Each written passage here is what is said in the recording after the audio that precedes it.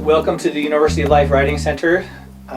We're touching on a few chapters of the Art and Craft of Writing. Right now we're going to do chapter 6. And chapter 6 is the first of 3 where we're talking about rhetoric. And in case you didn't know, rhetoric is basically the science of communication. They used to say of speaking, but it applies to writing as well.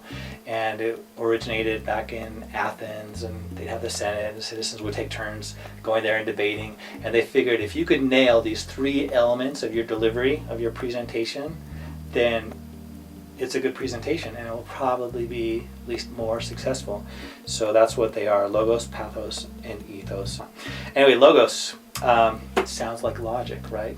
And that's pretty much what it means. Does it make sense? All right, your ideas make sense. So here are a few points you need to understand to make sure you have good logos.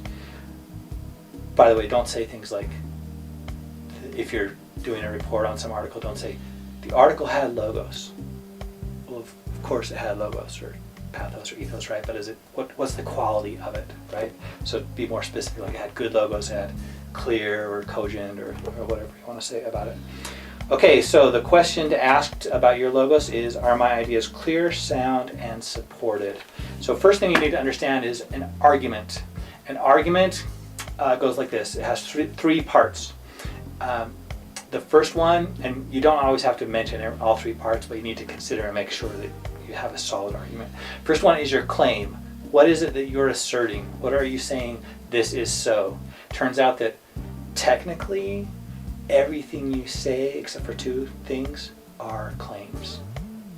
Everything you say, like what I just said, that's a claim. See, I just made another claim, and another one, and so on. And I'll continue making claims like that until I ask a question, don't you think? Okay, now when you ask a question, it's not a claim, it's asking something, it's requesting information. And the other one is a command, saying, pay attention.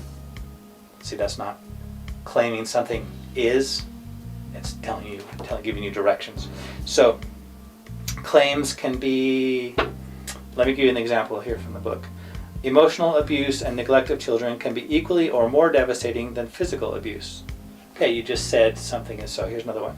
New hybrid engines achieve efficiency ratings of up to 60 miles per gallon. All right, there's a claim. 60 miles per gallon. Awesome, right? Well, maybe it was true at one point, but it's not true anymore, is it? Some engines get 100 miles per gallon. And there's rumors, of course, of even better. And why aren't they on the market? I don't know. Maybe you should write a paper about that. But there's a claim. So once you have a claim, you need to make sure that it's believable, that people believe it.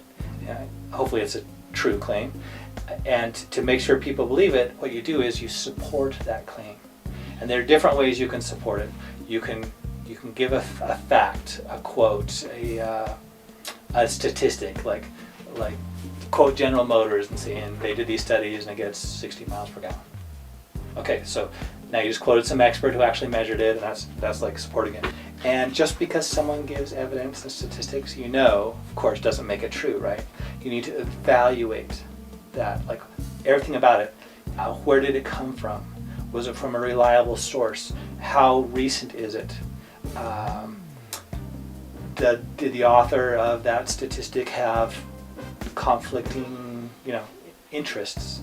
Is their stock going to go up if we believe them and buy their stock and all? Testimonial evidence. You can have people quotes. Some experts. Some Albert Einstein said this. Oh, it must be true then, because he was kind of a smart guy. Bruce Lee said this. Oh, it must be true because he'll punch your face out if otherwise, right? George Michael said this. Oh, it must be true because he's from Hollywood, he's famous, right? So be careful, evaluate your sources. They come from anecdotal evidence. Anecdotal evidence, an anecdote is a story. So telling an example, describing an example. And anecdotal evidence has good parts and bad parts. Anecdotal is really great because it gives this illustration where people can relate to it, they can picture it in their minds, and they're like, oh, that makes sense. And it might be great for helping people to say, I get it. But it's often very weak because just because something happened once doesn't mean it will happen again. Also, just because something happened once, you might attribute a cause, like this happened because of that, a causal factor, and maybe that's not why it happened. Maybe there are all these other causal factors involved.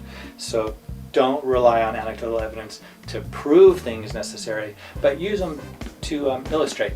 And if you're worried about your audience saying, oh, that's anecdotal, I don't trust that, then just point out, say, this is just to illustrate, and then give some statistical or testimonial from trustworthy people to prove your point. Explanatory evidence is also great, where you just say the earth rotates around the sun, right?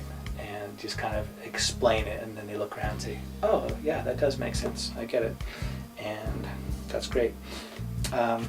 Whenever you make a claim, you need to decide whether or not you need to support it and how much you need to support it. If you make a claim that your audience already accepts, maybe you don't need to support it, but maybe you do need to support it to make them care about it more. So as they're reading your paper, you're like, oh yeah, this matters, right? Get them invested in your paper and prepare them for whatever is coming next. And then on to the third part of an argument, the warrant. So you have a claim, you're saying this is so, and you have your evidence, your support, which is saying, see, believe me. And the warrant is often omitted and often not necessary, but sometimes it's really important, and you should at least be aware generally of what it is. A warrant is like the bridge between the claim and the evidence. It shows the connection. It says, see, this is why this claim proves my claim, or this support proves my claim. For example, got a couple in here. Baby boys weigh more than girls because, according to statistics from General Hospital. Okay, so there's your claim and your support, right? Baby boys weigh more. There's your claim. According to stats from General Hospital, even though maybe you should have given us the stats to be even more persuasive. Okay, there's your support, your evidence. And what's the warrant? The warrant is saying, and if it comes from General Hospital, it's trustworthy, right? We can believe that. So there's your warrant in that case. Let me tell you the three types of warrants. Motivational, authority, and substantive. Motivational is like appeals to your reader's values. Here's a great one. Universal health care is a right, not a privilege, because no one should have to suffer because they can't afford health care, and government-sponsored health care prevents such suffering. Awesome, right? Okay, if you're a Democrat, you're like, or a traditional Democrat, you're like, that's right, we should help everybody. If you're a Republican, though, maybe that didn't appeal to your values, did it? Maybe you're like, no, people should help them, yes, but it shouldn't be the government, or something like that. So motivational, make sure and check out, make sure they apply to your audience. It's going to work for them. The second type, authority, appeals to the credibility of your source, like that example I just gave about General Hospital, which was the soap opera, right? So not great, not really great example of a trustworthy authority.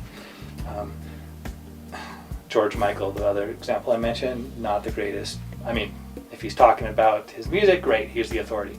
If he's talking about politics, if you're from Hollywood, you probably agree with him, and if not, you probably don't. The third, substantive. This is the one where you reason it out. It just makes sense. You kind of explain it. Here's an example of that one.